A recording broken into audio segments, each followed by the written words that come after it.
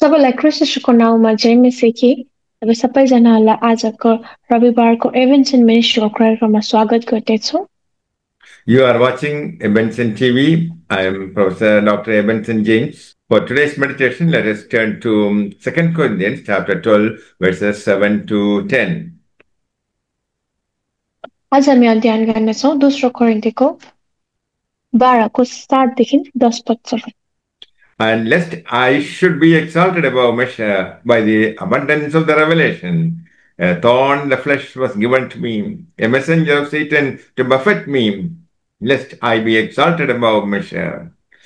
Concerning this thing, I pleaded with the Lord 3 times that it might depart from me. And he said to me, my grace is sufficient for you, for my strength is made perfect in weakness. Therefore, most gladly, I will rather boast in my infirmities, that the power of Christ may rest upon me. Therefore, I take pleasure in infirmities, in reproaches, in needs, in persecutions, in distress, for Christ's sake. For when I am weak, then I am strong.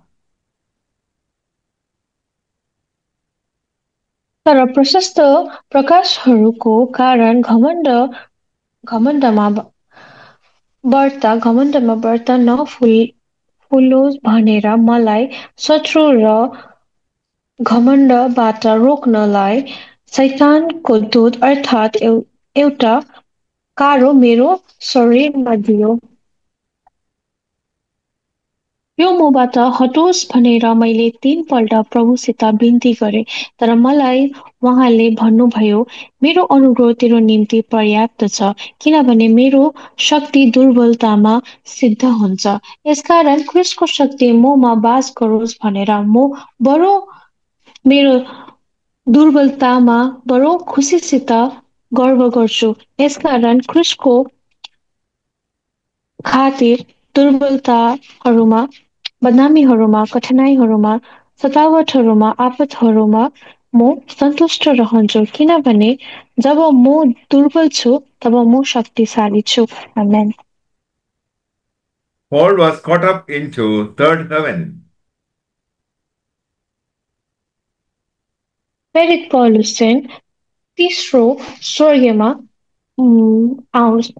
तेस्रो स्वर्गमा हुनुहुन्थ्यो। Heaven is God's dwelling place. अन्त स्वर्ग चाहिँ प्रभुको वासस्थान जग्गा हो जहाँ उहाँ हिलडुल गर्नुहुन्छ। In heaven, Paul had been given marvelous visions and revelations.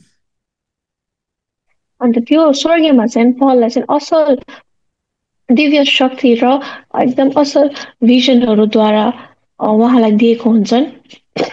Because of these heavenly experiences, God allowed Paul to suffer a thorn in his flesh. अन्त यो स्वर्गीय अनुभवको कारण चाहिँ परमेश्वरले उलाई उसको जीवनमा एउटा कार दिन्छन्। God gave revelations and pain.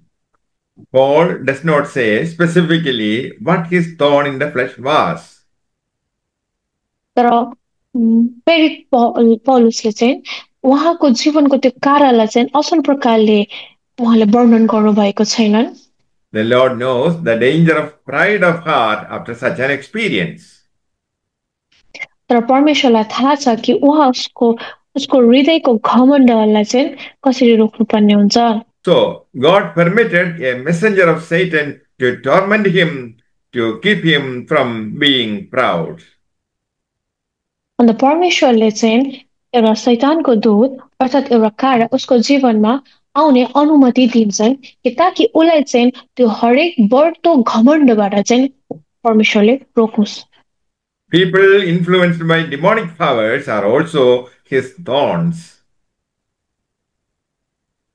शैतानबाट प्रभावित भएको मानिसहरू पनि उसको जीवनमा एउटा कारा हो। Satan stirred up religious people to oppose his ministry. अन्त शैतानले चाहिँ त्यो मानिसहरूलाई एकदमै उत्साह गर्छ कि उसको विरुद्ध जाओस् भनेर।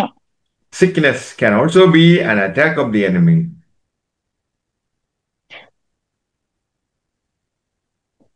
अनि बिमारी पनि एउटा शत्रुबाट आक्रमण हुन सक्छन्। God permitted Satan to do this even as he permitted Job to suffer. परमेश्वरले चाहिँ यो कुराहरू पौलुसको जीवनमा हुनु दिनुहुन्छ जस्तो कि परमेश्वरले अयुबको जीवनमा पनि हुनु दिनुभएको थियो। But Satan was defeated because the thorn made possible the exhibition of the surpassing grace of God. अन्त शैतान चाहिँ हार्यो किन भन्दाखेरि परमेश्वरको अनुग्रह चाहिँ दिव्य अनुग्रह उसको जीवनमा थियो जसले चाहिँ त्यो कारालाई एकदम उम्रिनु दिएनन्। Paul's affliction brought glory to God.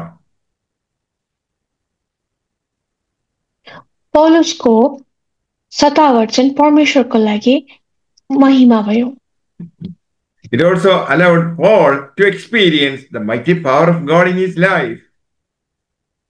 अन्त यो कुराले चाहिँ पौलुसलाई एउटा यस्तो अचम्म परमेश्वरको सामर्थ्यलो काम र परमेश्वरको शक्तिलाई अनुभव गर्ने एउटा समय पनि दिनुभयो। Paul prayed 3 times that his thorn in the flesh might be removed. पौलुसले यसरी गरेर परमेश्वरलाई 3 पल्ट बिन्ती गर्छ कि उसको जीवनबाट त्यो कारा चाहिँ हटिजाओस् भनेर। God answered his prayer by saying no.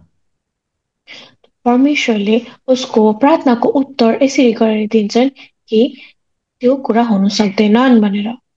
God said, I am enough for you. परमेश्वरले पौललाई भन्नुहुन्छ कि म चाहिँ पर्याप्त छु तिम्रो लागि। God's power made perfect in our weaknesses.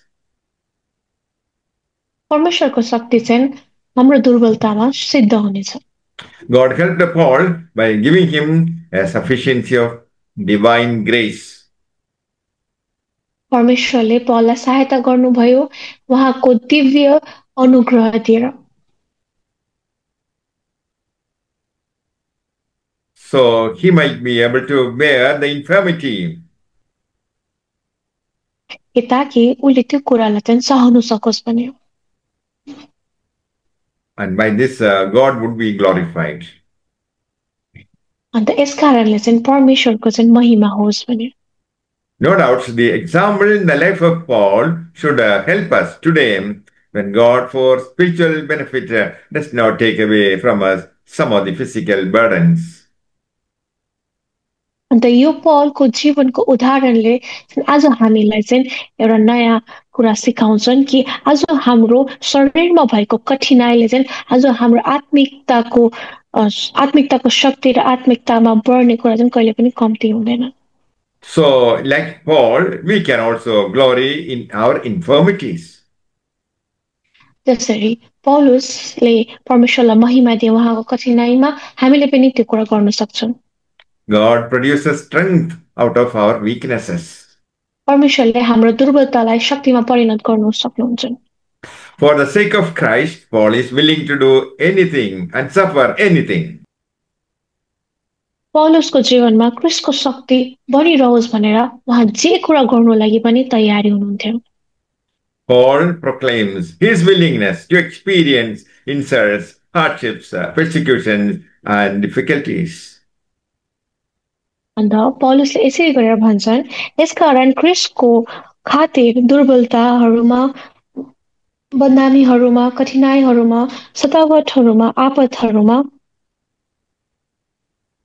In our weaknesses, we are strong because the power of Christ rests upon us. परमेश्वरको दिव्य शक्ति चाहिँ हामीसँग छ भनेर आज हामी दुर्बलतामा पनि शक्तिशाली हुन सक्छौं। May the Lord bless you all with these words, amen. तपाईं सबैजनाहरूलाई परमेश्वरले आशीष गरेको आजको वचनद्वारा आमेन।